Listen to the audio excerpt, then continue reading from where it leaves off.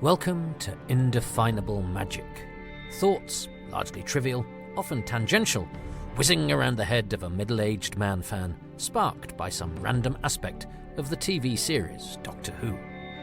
Written and presented by me, Toby Hadoke.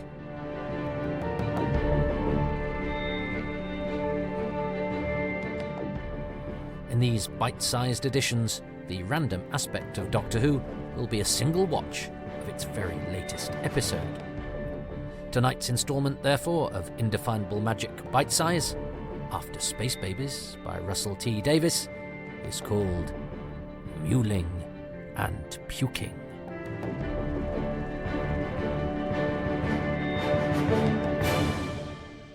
I love meeting new things. So why did it give me the shivers? New Doctor Who. Oh, it's always a tense time because, well, new is hard, isn't it? It's that balance. It needs to be the show we know and love, but it also needs to be a version that's not imitative or derivative or a pale shadow of what has gone before. Stay the same and you ossify, but even the smallest change could mutate the show beyond recognition, the televisual equivalent of stepping on a butterfly. Babies, though. Who doesn't love babies? They're born so cute that we're programmed to look after them. Don't hurt me, they say. I'm funny, adorable, vulnerable, smooth, unsullied by the physical and mental ravages of time, untainted by cynicism and disappointment and tax and unregulated news media organisations, and yes, Doctor Who forums. Innocent, unspoiled. So how apt that the relaunch of Doctor Who with full series features crazy Doctor Who space babies, a statement of intent that also echoes the mixed blessing that is giving birth. After a lot of build-up, nervy anticipation before a beautiful explosion of the miraculous, which comes with a fair amount of agony, blood and damage and worry. And of course, for Russell T. Davies and some of his team, this is kind of their second child. It isn't just their attempt to do New Who, but it's their attempt to do New Who for a second time. New Who. Last time, back in the days of old New Who, classic New Who, the Ecclestone Age, 2005 BC. I suppose that makes anything prior to that BCE. Anyway, in those days of yore, the show was quite coy about its past. The information about the Doctor's origins was leaked out, wasn't it, very slowly throughout the season. Indeed, we didn't hear the name Gallifrey until the Runaway Bride, Christmas Day, 25th of December, 2006. In classic Doctor Who, to be fair, though, that name wasn't heard until the 22nd of December, 1973, 10 days after I was born. So, ancient history. Yet I know some salty vets who watched the story as it went out and for whom that was new information. Because let's face it, for most of us, some of what has been brand new Who to us is something set in stone for those legions of fans who had the audacity to be born after us. So it was interesting to note that this time around, instead of being coy about the show's backstory, Russell T. Davies decided that, on a new platform, with a new audience to educate, whilst not alienating the staunch viewer who knows all of this stuff, to get it all out there in the opening scene. Push and wah! Gallifrey, its destruction and all. Wham, bam, thank you, Ruby. Look at all the glorious bundle of bouncing exposition. Now, both methods have their advantages, of course, but having had two goes at launching the show, mixing the old with the new whilst appealing to the old and the new, the showrunner, this time, has decided to try a different approach. But then wasn't afraid to pretty much repeat a scene from The End of the World in order to establish that telephone link between his new companion and her mother. It's clearly important to RTD to ground the fantastical in the ordinary, even if it means repeating himself, albeit, 19 years later. So, depending on when you're from, Doctor Who has always been from Gallifrey, or Doctor Who has always been a Time Lord, and yet both of those revelations at the time were as seismic as anything that's happened in the past 18 months, or even this week. You think bi-regeneration is crazy? Try regeneration itself for size in 1966. The axing of pure historicals, the introduction and naming of the Doctor's people and planet, exiling the lead character to Earth, taking time travel out of the show's format altogether, the sonic screwdriver, the list of things that are established history in the show to me, but to those born a decade earlier were new, groundbreaking, season-shaking developments, is enormous. One could say it's copulation massive, if one is speaking through a swear filter. All of those developments, which, when new, would doubtless have melted the internet had unnamed planet base been a thing in the show's first decade. When I was a baby, I had a comfort blanket, a manky old thing that, despite outward appearances, was my security. And Doctor Who was my televisual comfort blanket. So, even as a kid, I didn't like it when it changed. The thing about comfort blankets, you see, is that they're familiar. When they get taken away and washed, they might come back fluffier and more fragrant. But that's not what makes them comfortable. That's not what you want them for. So I resisted the funky new Starfield sequence of Season 18 and the fresh young Doctor, a space and time baby face, of Season 19. So I'm not going to pretend I'm someone who has always embraced the new. I'm a creature of habit. That's where safety lies. Have the same thing in that restaurant and you'll know you're getting something you like.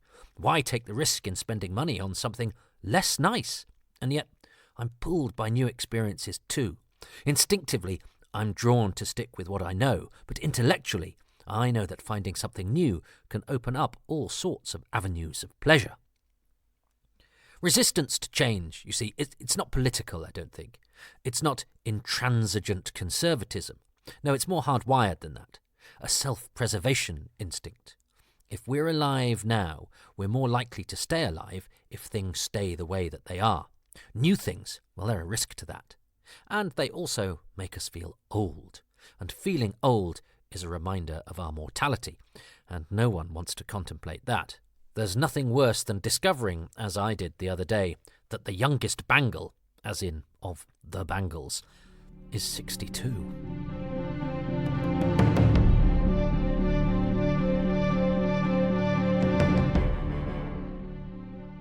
And yet, the sea changes of the past we can cope with. Why?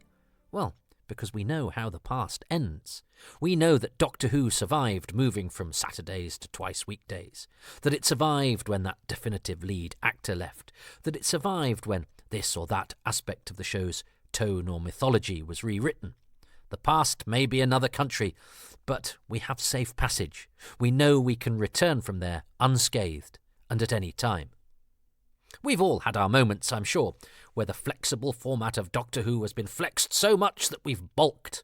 There's a reason we need to be depressurised when we come up for air, or that we introduce unknown substances or medicines to our diets gradually, lest our biological systems react to them with shock and instinctively shut down or expel them. We evolve gradually. Men's nipples aren't going to fall off overnight, but in a few hundred years they'll seem like quaint old things, and yet if you tried to lop mine off right now, I'd protest. They need to disappear slowly.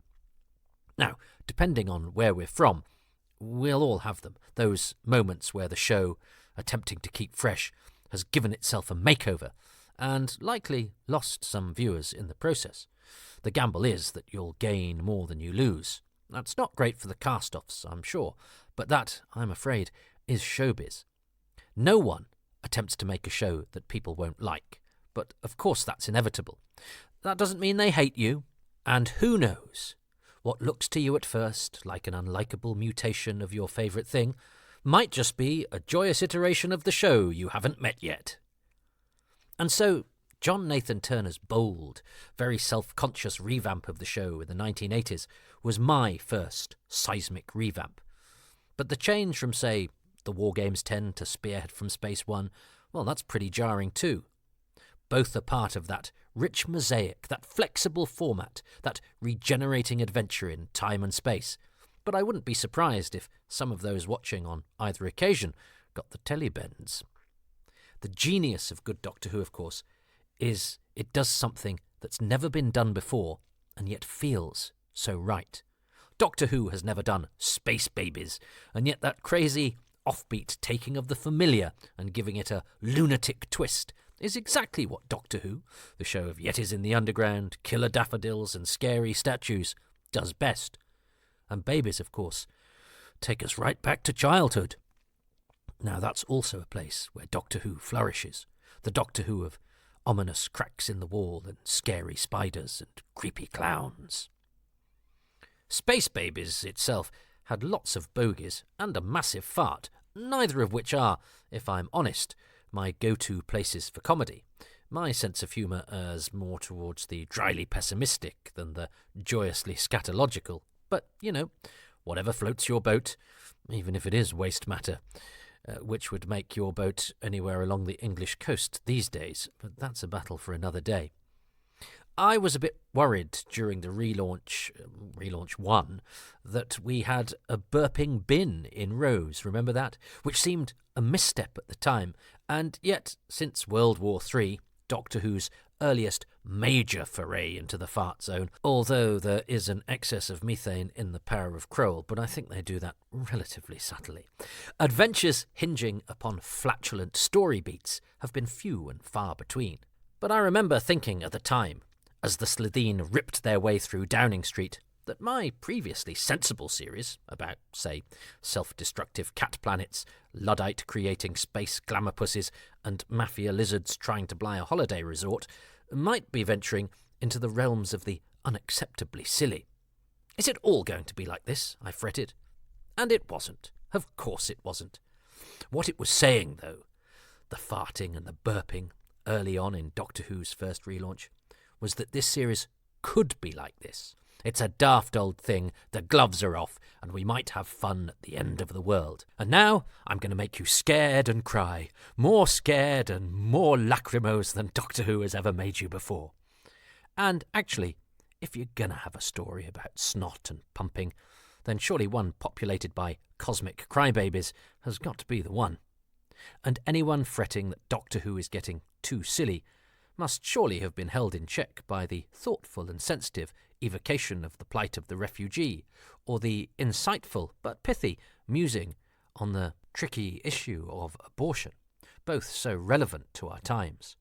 So whilst the intergalactic bottom burp and literal bogeyman, great gag that I, as a professional comedian of nearly 30 years standing, have to admit I didn't see coming, are perhaps as silly and childish as the show can get, the previous times Doctor Who flirted with such juvenile japery was in the early days of an iteration of the programme that also gave us some of its darkest hours, most emotional journeys, and scary scenarios.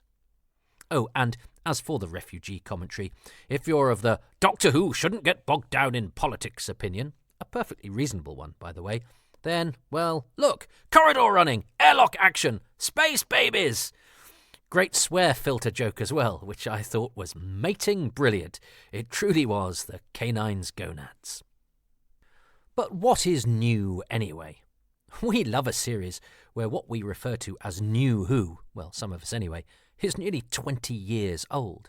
How can that be new, when some of the people who were babies themselves when it started can now vote? Hey, they can now play the companion. Yet to me, it's still New Who. There's Classic Who, which encompasses a myriad of different styles, yet is still all the same thing. The Classic Who of An Unearthly Child and Inferno and The Greatest Show in the Galaxy. And then there's what we call New Who, ditto encompassing differing styles, but still all the same thing. The New Who of Rose and Heaven Sent and The Woman Who Fell to Earth.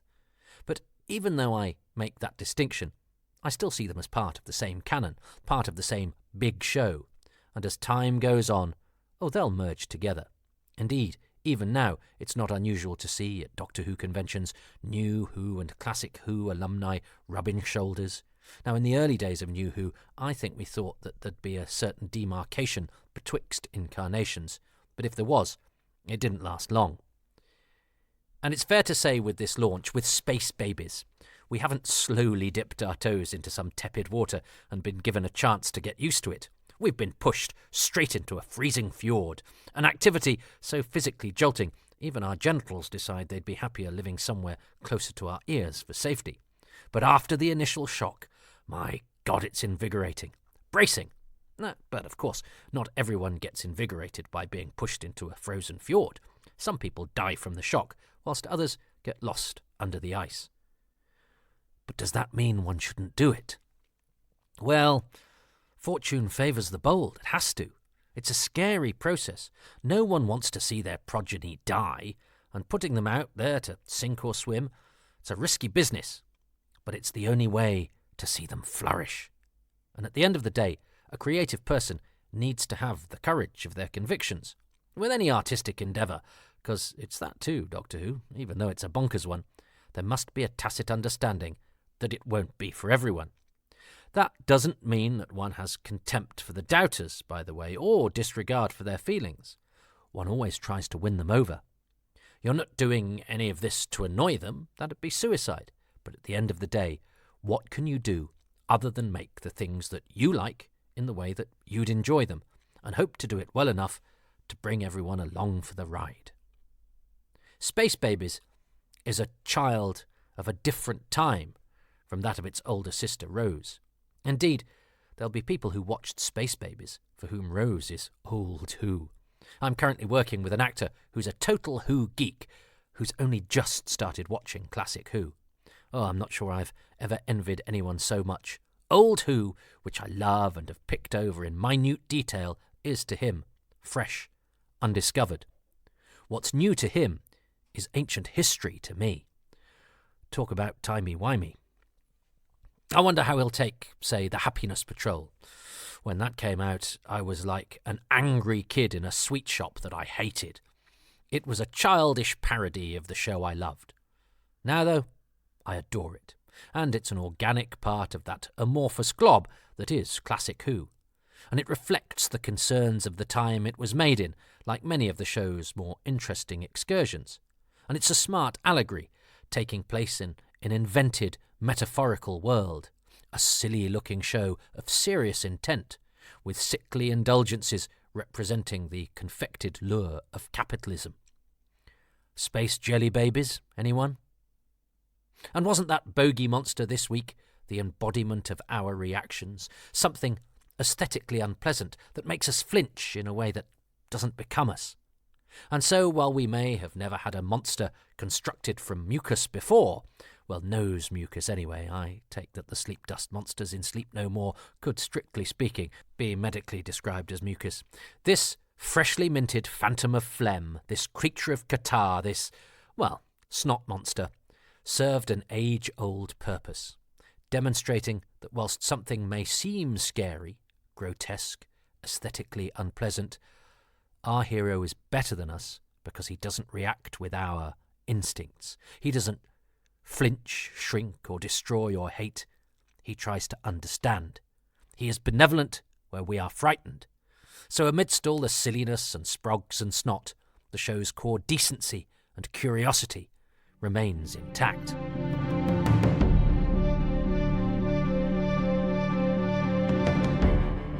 So it may not always smell or feel like that old blanket, but underneath it all, it's still made of the same basic constituents. Doctor Who needs to be new, needs to be fresh and surprising. But it also needs to be old. It is, as a great man once said, old young. 50 years hence, Space Babies won't be a crazy new realignment of the show's template. It'll be part of that back catalogue known as Old Doctor Who. You know, that series of An Unearthly Child and Inferno and The Greatest Show in the Galaxy and Rose and Heaven Sent and The Woman Who Fell to Earth and Space Babies, The Devil's Chord and Boom. You know, those episodes that are all part of the same thing. Those baby actors will rub shoulders with the stars of earlier episodes, and they'll themselves be grandparents and movie stars, and knowing how daft this old show somehow manages to remain embedded within the fabric of our world, Prime Minister. One day, The youngest space baby will be 62. And you young things, you won't be laughing then. But to be fair, nor will I. I won't be doing anything.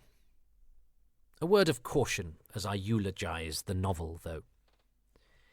It's the modern way, it seems to me, the new way, if you like, to castigate those who don't like what we like, who are less quick to move with the times, and who find the world changing at a pace that is difficult to keep up with, tricky to negotiate.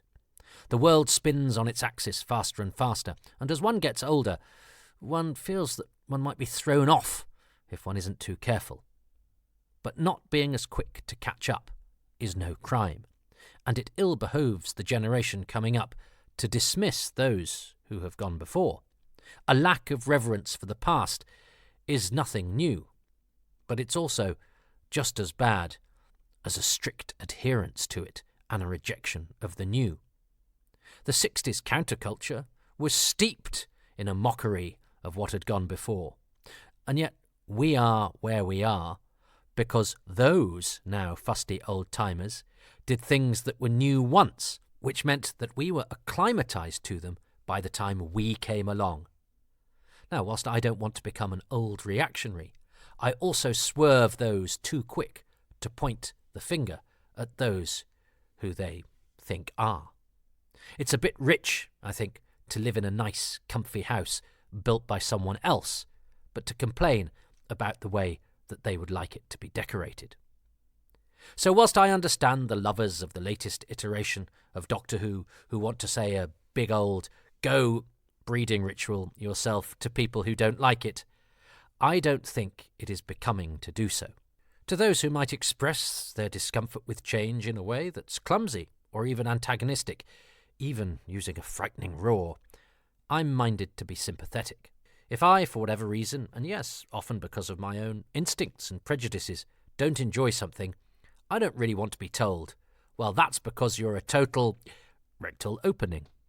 I'd hope instead that the people who did love it tried to understand the bogeyman and to sympathise.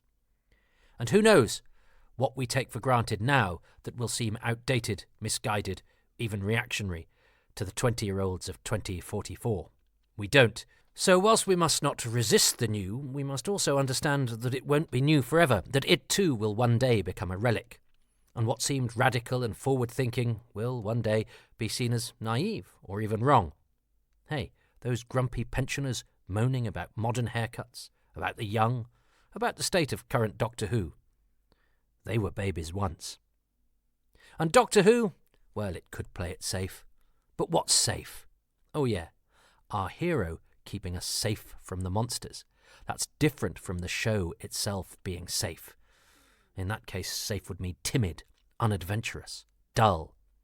But that's not what Doctor Who does. Doctor Who is scary. The Doctor doesn't make you feel safe, no. Instead, the Doctor makes scary fun. Because it's a scary world, safety isn't guaranteed. So the message is, we may as well enjoy ourselves.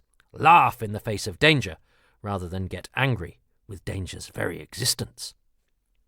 And if Doctor Who hadn't embraced change, hadn't enjoyed shaking things up, hadn't retained its sense of humour, if Doctor Who hadn't dared to be new many, many times before, well, frankly, it would never have got this old.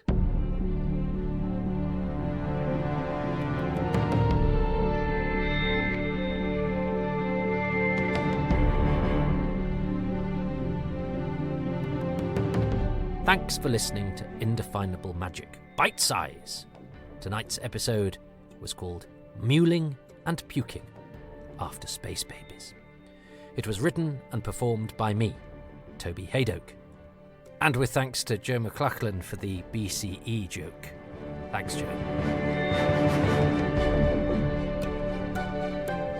The podcast artwork is by Dylan Patterson, and the music was specially composed by Dominic Glynn.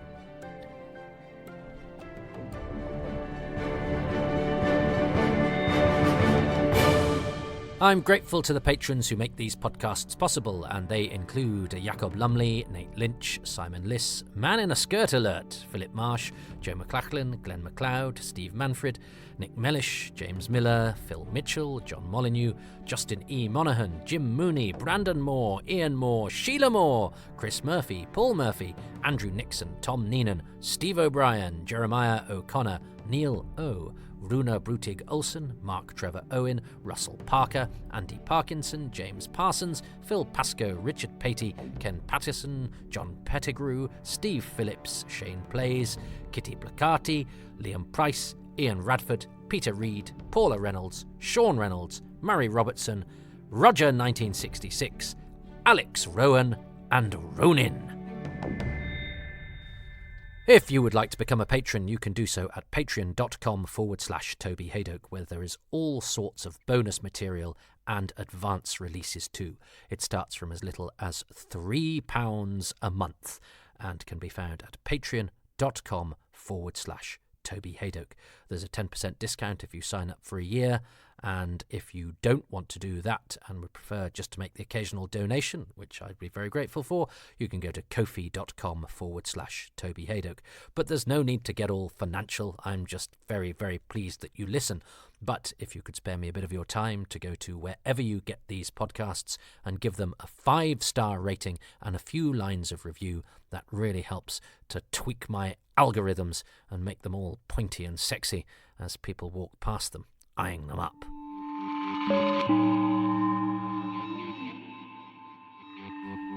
And you can do the social media thing. I'm on Twitter at Toby Hadoke. These podcasts have their own feed at Hadoke Podcasts. I have a Facebook page, and I'm also on Instagram at Toby.Hadoke.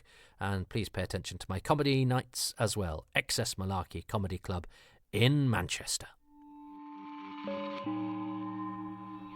Well, I'm not going to do much of a post-credits bit because I'm trying to keep this short.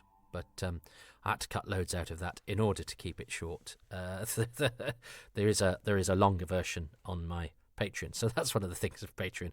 Yeah, you can get all the bits I deemed not good enough for general consumption, which I suppose is, it's all the rage these days, isn't it? Oh, yeah, and I cut these bits. Can you hear that? I've built myself a sound booth so I can sound really properly professional, but it's got the creakiest chair. Yeah, and it's a creaky chair. I haven't gone all new series of Doctor Who on you. Excuse me.